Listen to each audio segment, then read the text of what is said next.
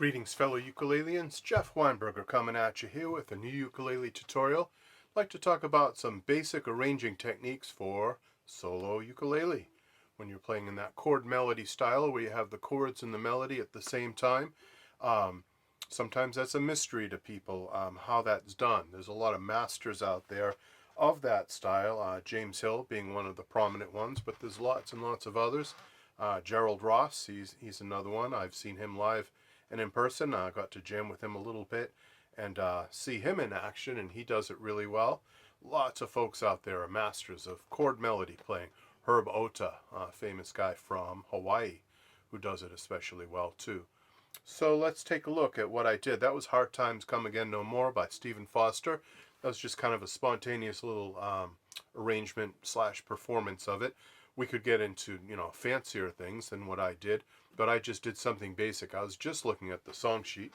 I have here something that I had made up years ago to teach a class on melody playing, ukulele class on playing melody, and so I used this. But what I did was I put this up on my music stand, and I see the chords. I see the symbols like C and G and F, and then I see the melody. It's in standard notation. It's also in tablature. And I basically just went for it. And that's the first thing that came out when I turned on the camera. Yeah, I would go and polish it a little more. Maybe I'd make it a little more harmonically sophisticated, add some more chords in there. But that's just what happened spontaneously when I read the lead sheet. So you can do that too. This is something you can learn how to do. Let's check it out. So first, in chord melody, the most important word in that phrase is melody, So we're not going to really worry about the chords first. We're going to worry about the melody. We want to be very faithful to the composer's intent. And Stephen Foster, in this case, meant for the melody to go a certain way.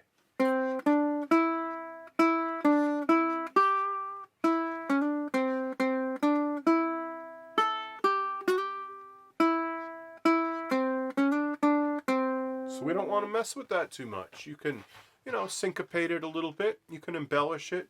You can add little ornaments. You can slide into notes and hammer on notes. You can, play it with your own style, but you don't want to change the guy's notes. When somebody writes a melody, it's kind of disrespectful to take it and change the notes too much, unless you're doing something like a deconstruction of a piece, or you're trying to do some kind of experiment or something. But in general, when you perform somebody's song, you should play their melody more or less the way they wrote it, with your own style. And so that's what I was trying to do there. So first, learn the melody. And by the way, I am going to make this available. I will put this song sheet up on Patreon. It'll be free, and you'll be able to see it. It's just the first page of Hard Times Come Again No More. I don't have the second page just right now, but I'll put that up if somebody requests it. All right. So going over this first page and that bit of melody, you heard the first phrase.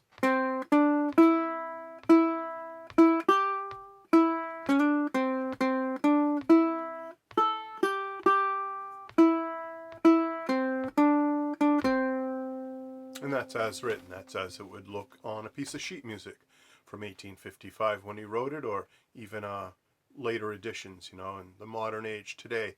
If you bought a Stephen Foster songbook, it would be more or less like that. Pretty straight. That's without any kind of embellishments or syncopations. That's just the way it appears on the page.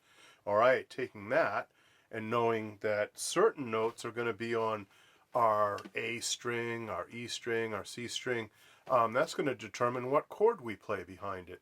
You can't play a full chord when you have the melody, for instance, on the C string. The C string is our third string. You only have the fourth string and the third string to play, unless you want to drown out the melody with notes higher than the melody.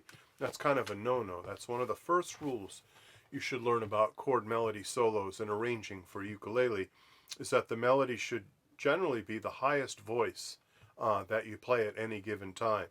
So in this case, obviously, if I play E on my 7th fret of my A string and I strum the rest of my strings open, that's a C chord. But obviously this note, E, stands out because it's the melody. It's higher than the other notes. That E note is even higher than our G, our open G string, which is a fairly high note. But E is even higher than that. So just by virtue of it being higher in pitch, it sounds like the melody. If I played more melody notes that were high in pitch, like say, you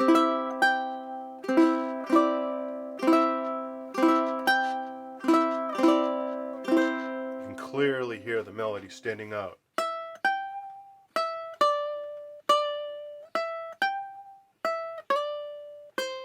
Above the chord.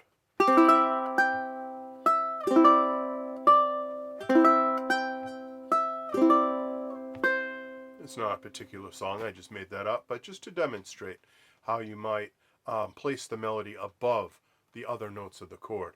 And I consider those voices. That's generally how you talk about it. In terms of harmony and music theory, you have on the ukulele 4 voices. Each string represents a voice. Just like the Beatles had 3 voices, you know, and unless Ringo was singing too, and then it was 4 voices. So that kind of 4-part writing, that's what we're doing on the ukulele. It's kind of traditional classical writing, but it's for a stringed instrument rather than voices, or rather than a keyboard or a string quartet or something like that. So getting that melody higher than the other notes is sometimes a challenge. It's not when the melody's on the A string, but it certainly is when the melody's on the C string, as it is a couple times in this song, Hard Times. So I start by doing the 2 pickup notes, the 2 notes that happen before the downbeat, by themselves. I don't necessarily do a chord there, but I almost always put a chord at the first beat of any given measure, and that's a good general rule of thumb for chord melody. Always play a chord on the first beat of the measure, whenever possible, whenever practical, and whenever musical. And so certainly that's what I do. The downbeat, the first measure, I play a C chord. So I go. So why am I doing that? Why am I just playing open strings? Well, because G, C, E, those 3 strings, are a C chord. When you play them open like that, that is a C chord. If you omit the A string, that is. If you were to play the A string, that's a C6 chord. That not only wouldn't be idiomatic to this kind of style, playing a 6th chord might not fit this particular style of music, but also that A note, that's higher than our melody note. Our melody note is E. Our open E string could represent that note. You don't want to play a note higher than the melody when you do this chord melody style, or it drowns the melody out. It confuses the listener's ear as to what's the melody, what's the harmony, what's the chord part, what's the singing part. You don't want to confuse people. You want the melody to stand out clearly. So in order to make it sound like,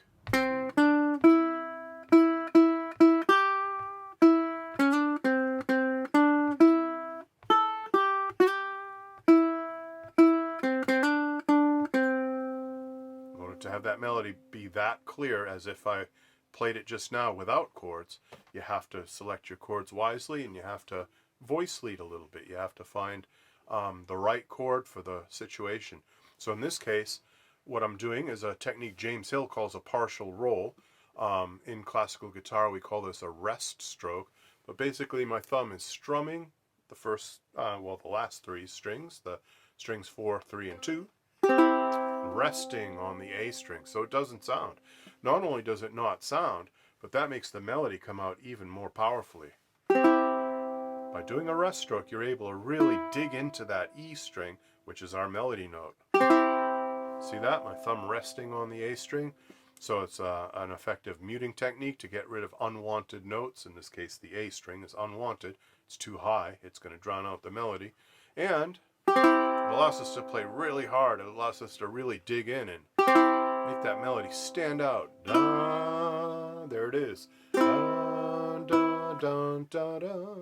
So the most useful technique for chord melody soloing, besides having a little bit of a grasp of theory and other kinds of techniques that you need, is the rest stroke, or the partial roll, as James Hill calls it. The thumb strumming, but not strumming all the strings, stopping on a particular string. In this case, we're strumming 3, stopping on the last. See? So partial roll is a perfect technique for this spot in the tune.